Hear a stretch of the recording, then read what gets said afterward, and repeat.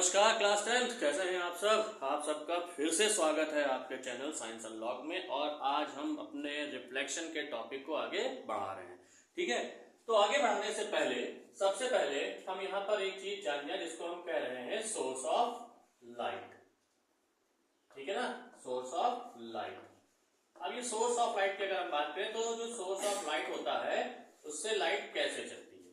तो अगर ये मान के चलिए ये सोर्स ऑफ लाइट है इस तरीके से, तो इससे लाइट इस तरीके से हर डायरेक्शन में चलती है। ठीक है ना, समझ में आ गया।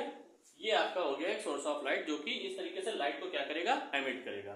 दूसरी बात अगर हम यहाँ पे करते हैं रे ऑफ लाइट की, तो जो रे ऑफ लाइट होती है वो क्या होती है। देखिए, रे ऑफ लाइट का मतलब एक तरीके से ये समझ जाइए एक स्ट्रेट लाइन। ठीक है, ये दो पॉइंट से जो लाइन पास हो रही है, जो लाइट पास हो रही है वो आपकी क्या होगी, वो आपकी रे ऑफ लाइट होगी। कैसी होगी वो, रे ऑफ लाइट होगी। ठीक, समझ में आ गया आपको। अब दूसरी चीज, ये चीज तो आपने देख ली। अब सबसे बड़ी चीज आती है आपकी बीम ऑफ लाइट के बारे में। किसके बारे में, बीम ऑफ लाइट के बारे में। जब आप बीम ऑफ लाइट की बात करते हैं तो बीम का मतलब देखिए क्या होती है। बीम का मतलब एक तरीके से होता है कलेक्शन ऑफ लाइट रेज। ठीक है, जो कलेक्शन ऑफ लाइट रेज होता है वो हमारा क्या होता है, वो बीम होता है। ठीक, अच्छे से समझिए कैसे। अगर हम देखें कई रेज इस तरीके से एक पैटर्न में चल रही है, ठीक है ना, इस तरीके से, तो ये क्या हो गई, ये बीम ऑफ लाइट हो गई। और इनको हम कहेंगे पैरेलल बीम ऑफ लाइट। ये पैरेलल बीम ऑफ लाइट है। ठीक है, तो याद रखिएगा जो बीम होती है हमेशा एक कलेक्शन में चलती है। अब हो सकता है कि ये पॉइंट हो, इससे इस तरीके से भी, इस तरीके से भी लाइट ट्रेवल करे। ठीक, तो पैरेलल और ये, ठीक है ना, इस तरीके से दोनों फॉर्म में हमारी जब रेस चलेंगी तो वो कैसी होंगी, वो बीम ऑफ लाइट कहलाएंगी। ठीक, ये आपको समझ में आ गया। ठीक है, अब देखिए, क्योंकि हमने रिफ्लेक्शन को पढ़ लिया था, रिफ्लेक्शन को हम जान गए थे, रिफ्लेक्शन हम समझ गए थे, तो हमारे सामने अब एक टॉपिक आता है जिसको हम कहते हैं रेगुलर रिफ्लेक्शन। क्या होता है वो, रेगुलर रिफ्लेक्शन। तो रेगुलर रिफ्लेक्शन देखिए क्या होता है। आइए देखिए, रिफ्लेक्शन जो होता है वो एक तरीके से आप इसको ऐसे समझ लीजिए कि अगर हम बात करें क्या नेचर ऑफ सरफेस डिपेंड है, तो यस, बिल्कुल सही कह रहे हैं आप। देखिए, रेगुलर रिफ्लेक्शन के लिए क्या होना चाहिए, अगर आप इसको देखिए, ये आपकी कैसी एक प्लेन सरफेस है। ठीक है, इसको अगर हम नीचे ऐसे पॉलिश कर दें, ठीक है, तो ये कैसी है, ये एक प्लेन सरफेस है। कैसी सरफेस है, ये प्लेन सरफेस है। तो प्लेन सरफेस पे क्या होगा, जैसे ये इस तरीके से लाइट आई, इस तरीके से इंसिडेंट रे, ये देखिए इस तरीके से आई। ठीक है, कई इंसिडेंट रे एक तरीके से आई, ठीक है ना, और यहां पर इंसिडेंट हो गई। ठीक, अब ये क्या होगी, ये सब की सब एक ही एंगल्स पे, ये इस तरीके से, ये क्या हो गया, ये हो गया रेगुलर रिफ्लेक्शन। मतलब देखिए, ये एक दूसरे से कैसे हैं, पैरेलल है कि नहीं है। ठीक है, इंसिडेंट रे, ये इंसिडेंट रेज है और ये रिफ्लेक्टेड रेज है।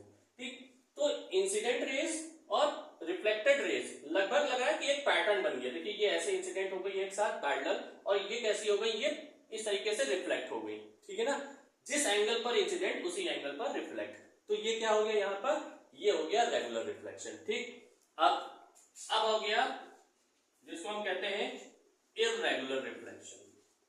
बेटा ये चीज जानना बहुत जरूरी है, क्योंकि रेगुलर और इररेगुलर रिफ्लेक्शन के हम लोग प्रैक्टिकल एप्लीकेशन के बेस बहुत यूज करते हैं। मतलब अगर हम देखें तो हमारी डेली लाइफ में प्रैक्टिकल एप्लीकेशन इसके बहुत है। कैसे, वो भी मैं आपको समझाऊंगा। आइए देखिए, ये हमारा एक इस तरीके से इररेगुलर शेप का सरफेस है। ठीक है ना, ये इररेगुलर शेप सरफेस है जिसकी सरफेस बिल्कुल प्लेन नहीं है, बिल्कुल प्लेन नहीं है। ठीक है, तो ये कैसी है, ये इररेगुलर सरफेस है, प्लेन सरफेस नहीं है। तो जब प्लेन सरफेस नहीं है, इस पे मान के चलिए इस तरीके से, पहले यहां पर एक रे आई, दूसरी रे कहीं इस तरीके से आई, तीसरी रे कहीं इस तरीके से आई। तो देखिए, पहली बात तो ये दूसरे से क्या पैरेलल जा रही है, नहीं, इंसिडेंट रे ही पैरेलल नहीं है। ठीक है, अब ये इस तरीके से आई, ठीक है, इंसिडेंट हुई। अब अगर ये इस जगह पर रिफ्लेक्ट होगी, तो जिस एंगल पर ये इंसिडेंट होगी उस एंगल पर ये रिफ्लेक्ट होगी ही नहीं, पहली बात। क्यों?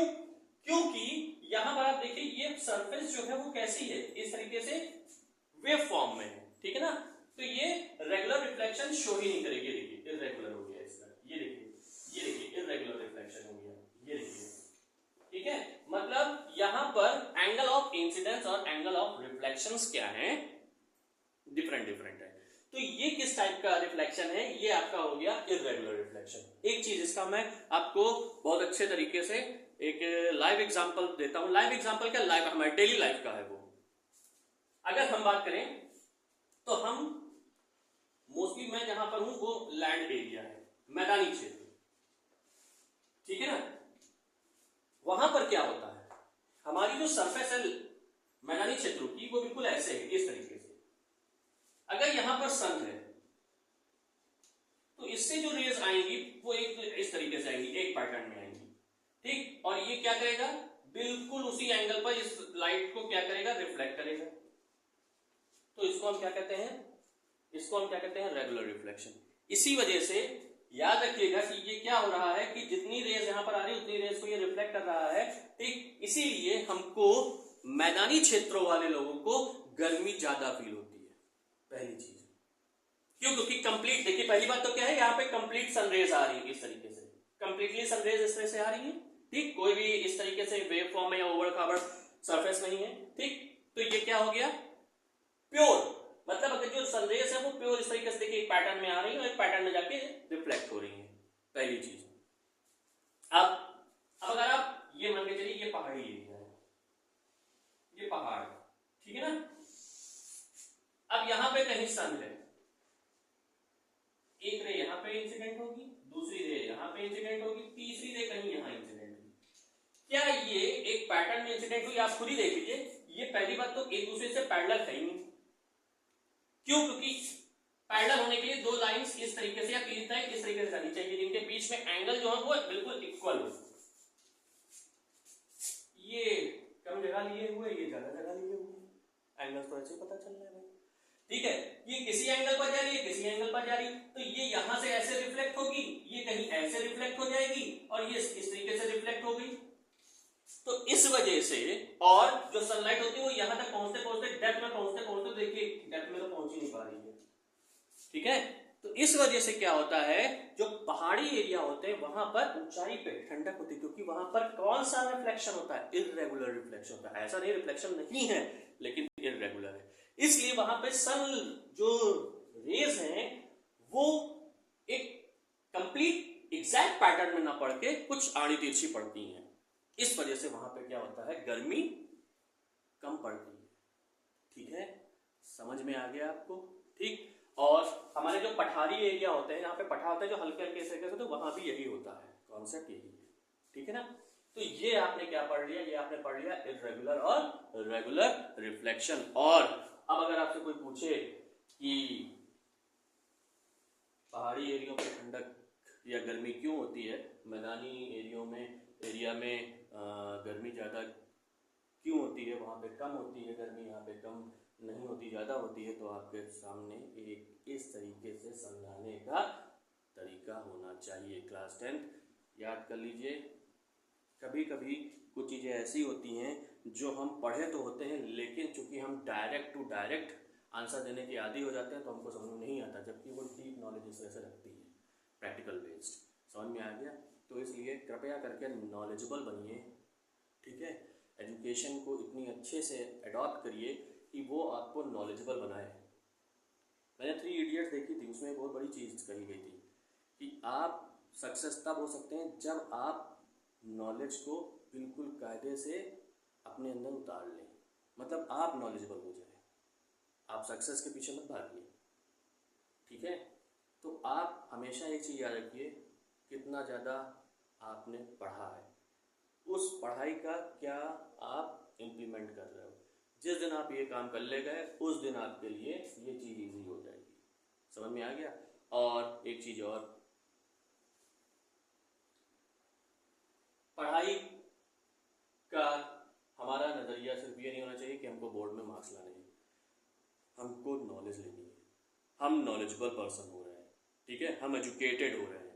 तो जिस दिन हम ये चीज़ सीख जाएंगे उस दिन हमारे लिए कोई भी चीज़ टफ नहीं है, कोई भी चीज़ ये नहीं है कि हम नहीं पा पाएंगे, हम हर चीज़ पा सकते हैं। ठीक है, इसको अच्छे से पढ़िए।